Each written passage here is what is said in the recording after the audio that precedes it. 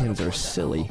They think that Americans are stupid. Same with Iranians and people in the Middle East too, by the way. Well, I'm sure, but basically she said that they think that Americans are stupid because they don't know anything, and she also said they think that Americans are also funny and silly because they walk around and they smile and laugh all the time, and they don't get that because over there, she said, they're so serious. And as I began to learn more and more things, I began to realize what she meant by that. And it's just that we are all asleep over here and we're living in a fantasy world, and we walk around as if life is good, life is great, or it will get better if it's not great now.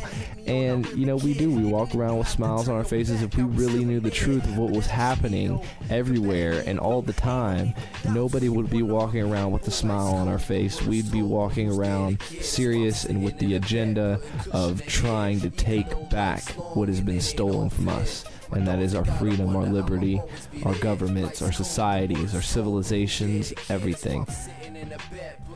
Oh, and another thing upon taking freedoms away and basically the dependency of our government is, in my personal opinion, on the Second Amendment, the guns.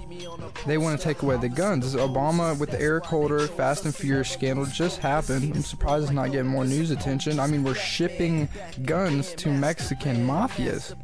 Shipping guns to Mexican mafias. I just don't get it. I don't understand why it's not front page, but that's not, I just want to bring some light to that. But beyond that, Eric Holder said it's Barack Obama's agenda that he wanted to get rid of the Second Amendment. So, and this is, I think this all connects to the dependency thing. They want you to call 911 for their protection, like they're the heroes. That's what they want you to believe, that you can't do anything without the government.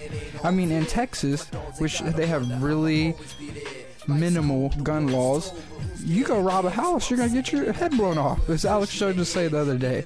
You're gonna, because they have guns, they can protect themselves. They don't need to call 911. You see what I'm saying? And they want you to have to call 911 because you don't have a gun. You can't protect yourself from any enemy possibly intruding your house. I mean, let's just say hypothetically that there was a mountain lion. You know what I'm saying? A bear. What are you gonna do if it's attacking your damn kid?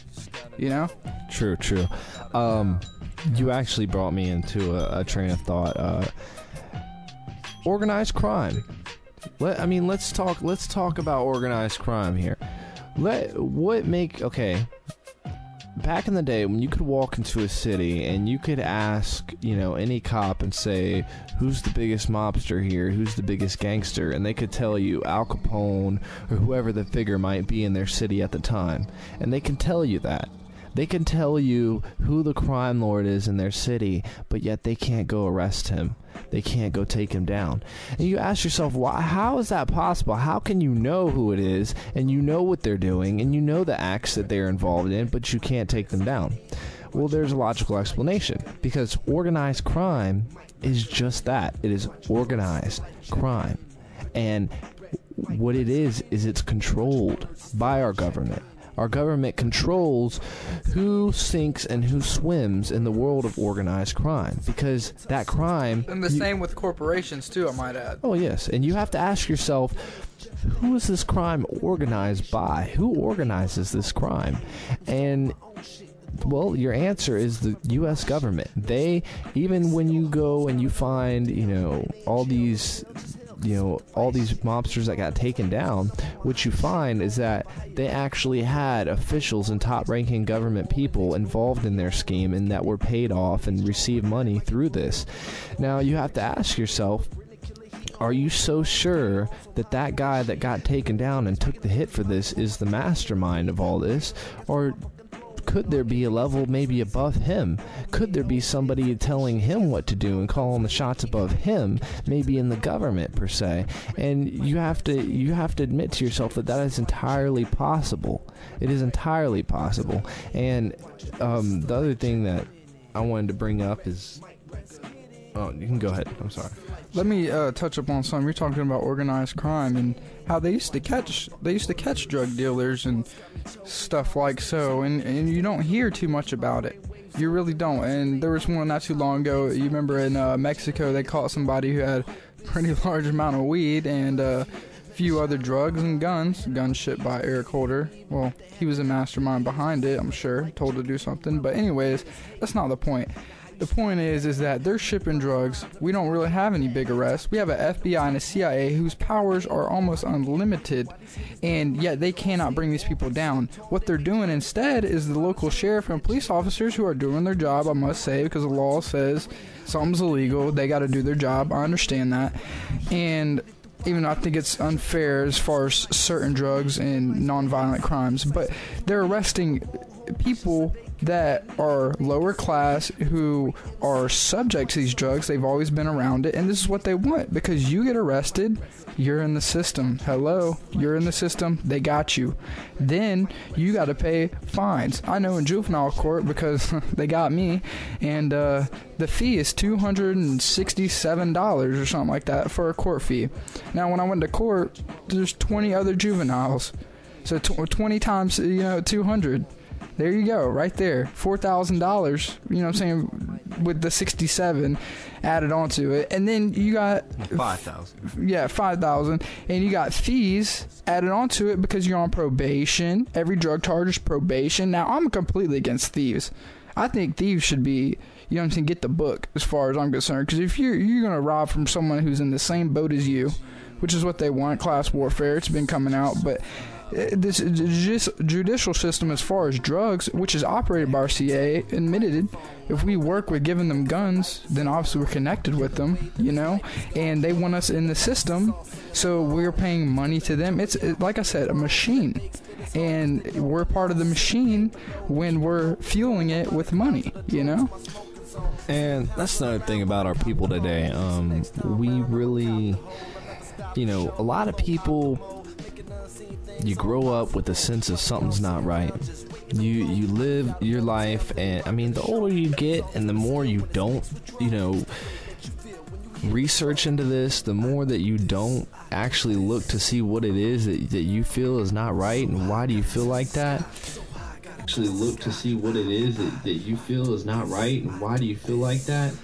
The more you run the risk of not waking up, of not realizing and getting stuck deeper into that root of the world that has been built up around you so well.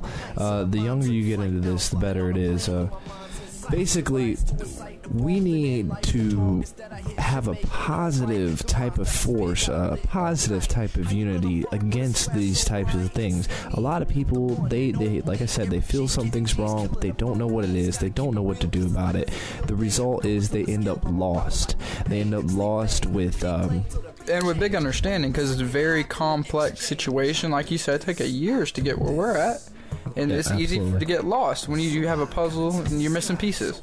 But see, that's what they want. The longer you remain lost, the longer you cannot be a part of the effort to go against them or stop what they are doing. So basically, that's what we have to do here on Unlocked Minds. We have to unlock everybody else's minds so that we can all stand together against this. Because in reality, let's be real here. If everybody knew what these guys were up to, if everybody knew the entire plan, the entire agenda, nobody would support it. Nobody, unless they were a part of it and benefited from it. And this is what we really have here. Nobody knows what their agenda is. They don't know what they're really doing, so they can't make a conscious decision to stand against it. They have to, question you and question what the hell are you talking about, because they've been taught something different.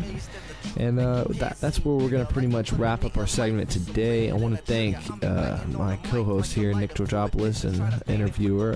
Thank you for letting me come on here and speak with you guys. just remember, we do live in a mad world. Things don't always make sense, and when they don't, there's a reason behind it, and then suddenly they do. So remember to do your research, stay up on your P's and Q's.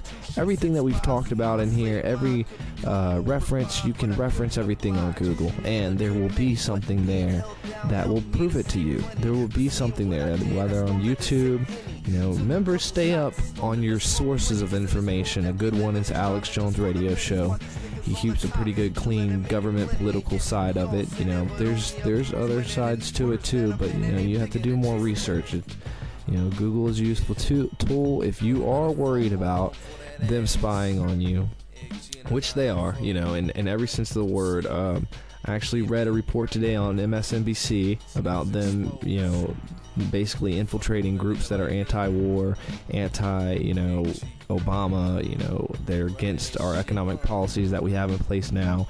They infiltrate them and, basically spy on them and keep records on them. So, yes, it does occur. And for those, worried about that, find yourself a private search engine. And if you need to find one, type that in Google, and then you'll have your private search engine and search whatever you need to on there. So just remember, stay up on your P's and Q's and stay safe and unlock your mind. You are listening to Unlocked Minds Radio.